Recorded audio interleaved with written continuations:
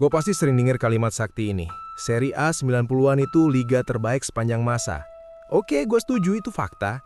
Tapi gimana kalau gue bilang Serie A 2000-an itu sebenarnya fase yang lebih dramatis, lebih tragis, dan jauh lebih chaos. Banyak orang kejebak nostalgia Seven Sisters, 7 klub raksasa yang saling bantai tiap minggu, tanpa sadar kalau di dekade 2000-an inilah kuda-kudaan itu mulai pincang. Kita lihat Totti dan Batistuta bawa Roma juara, kita lihat Lazio gila-gilaan belanja. Tapi pertanyaannya, itu tanda kekuatan atau justru last dance sebelum lampu diskotik dimatiin paksa? Ini bukan soal siapa yang angkat piala, ini soal ilusi kemewahan yang dibayar pakai utang jatuh tempo. Di awal 2000-an, Italia masih kerasa kayak pusat semesta bola. Transfer gila masih kejadian. Ingat Gaisca Mendieta ke Lazio atau Hernan Crespo yang harganya nggak ngotak? Tapi di balik layar, bom waktu finansial lagi dihitung mundur. Lo lihat Lazio dan Parma, itu dua contoh paling brutal. Cragnotti di Lazio dan Tanzi di Parma itu kayak OKB yang gesek kartu kredit tanpa mikir tagihan bulan depan. Begitu skandal Cirio dan Parmalat meledak, dua klub ini langsung kolaps. Tapi harus gue akuin, secara teknis ini dekade yang gourmet banget. Momen puncaknya jelas final Liga Champions 2003 di Old Trafford, AC Milan lawan Juventus. 3 dari 4 semifinalis tahun itu tim Italia.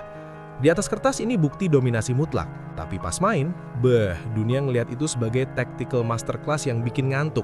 Skor 0-0 sampai adu penalti. Buat gue dan lo yang ngerti taktik dikit, itu seni bertahan tingkat dewa. Tapi buat pasar global yang mulai dimanja sama fast-paced Premier League, laga itu kayak iklan buruk buat Serie A. Di saat Inggris jualan aksi box-to-box Gerrard dan Lampard, Italia masih sibuk sama catur lapangan yang jujur aja nggak laku dijual ke penonton kabel TV. Coba perhatiin satu posisi yang jadi nyawa era ini, trequartista. Ini dekade di mana si nomor 10 murni masih jadi raja sebelum punah dimakan sepak bola modern yang serba fisik. Rui Costa, Totti, Del Piero, Zidane, Recoba, mereka dapat kebebasan buat jalan-jalan di antara lini tengah dan depan lawan. Tugas mereka cuma satu, create magic. Nggak perlu pressing gila kayak sekarang. Lihat aja asis Kakak ke Crespo di Istanbul. Itu definisi visi trequartista yang nggak masuk akal.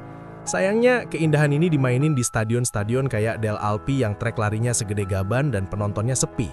Infrastruktur Italia menua dengan cepat, sementara Inggris udah kinclong pakai uang hak siar TV yang nilainya mulai ninggalin Serie A jauh di belakang. Dan puncaknya, Calciopoli 2006. Pas Italia baru aja juara dunia, liganya malah kena nuklir. Juventus turun kasta, poin dipotong di mana-mana, kepercayaan orang hancur lebur. Liga jadi one-man show punya Inter Milannya Mancini dan Mourinho.